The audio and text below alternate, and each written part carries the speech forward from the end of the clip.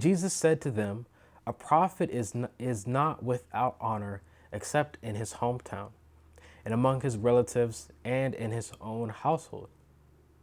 And he could do no mighty work there, except that he laid his hands on a few sick people and healed them. And he marveled because of their unbelief, and he went about among the villages teaching. This is crazy.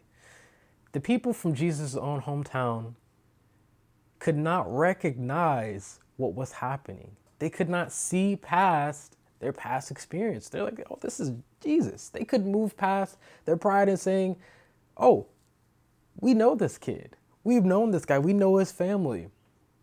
It was like almost like they were saying, who does he think he is doing all these things? Where did this power come from? He was just a carpenter's son. Like they were in disbelief at this. You know, you may be saying, well, you know, it's natural for them to ask, but they were asking in a way that was dismissive. They weren't asking out of curiosity. They weren't saying, Jesus, how could you be doing this? What is the reason for all these things? They were dismissive in their questioning. They rejected Jesus. They refused to see him for who he was. They wanted to see him for who they thought he was. And they just limited him to these past experiences. This is just Jesus from Nazareth. This little small town kid, there's no way that he's doing this. There's no way that he's performing miracles. There's no way that God is with him like this. We've never seen anything like this. But we know there's no way. And so they rejected it, despite they knew things were happening. They could not deny the signs and the wonders taking place.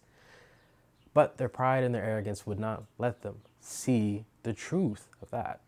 And so we see in these different examples, we see the three accounts in the previous chapter, in chapter 5, where they came and they submitted to Jesus. They were human and, they were people just like the other people. And I mean, gosh, they have their own preconceived judgments. They had their own issues, but they still humbled, and by God's grace were able to see and recognize who God was and accept it, despite it being extraordinary. Meanwhile, the people of Nazareth couldn't. They refused to, in fact, and it led them to miss out on Jesus. And so this is my point. How we see Jesus, how we understand and who we understand Jesus to be, directly affects our experience with him. So my question for you is, who do you see Jesus?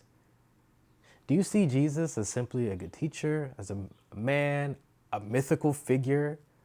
Or do you see him as the Son of God? The Word made flesh. God with us, who came, walked among this earth, doing good to all those and healing and freeing those oppressed of the devil, dying on the cross to save us and to redeem us from our sins.